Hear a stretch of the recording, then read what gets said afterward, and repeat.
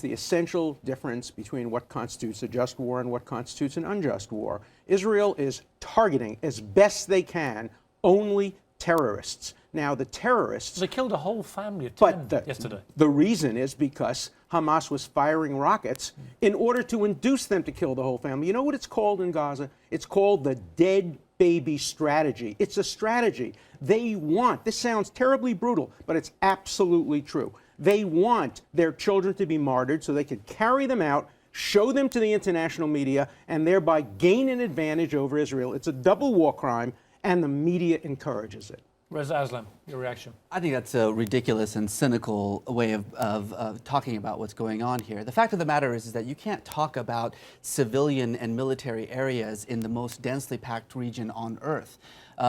This conflict, the longer it continues, whether a ceasefire is possible or not, the longer it continues, the more devastating it's going to be towards Israel. I mean, not just the fact that more and more civilians and more children are going to inevitably die, but Israel's legitimacy on the international stage is going to continue to deteriorate. That's my point. So that's all the more reason for Israel to do whatever is necessary to stop this conflict. Why should Israel have to put up with just endless rockets being It should fired not. into civilian So what areas should it by do? Hamas? It should not. Look, there's a saying in Israel when it But comes as to Shimon Gaza. Peres said to me, what is the other option? There's What else do they do?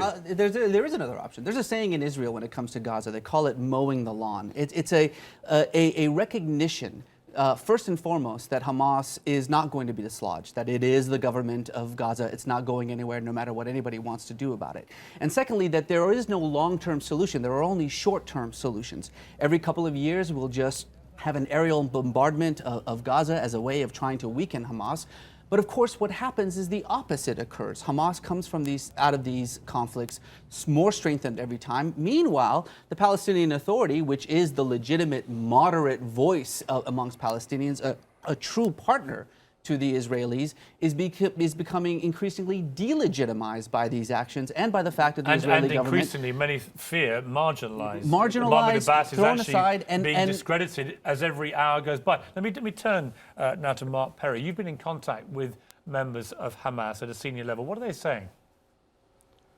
I would have said 6 hours ago, if you had asked me, that I thought that a ceasefire was quite possible and that the principles were in place for a ceasefire.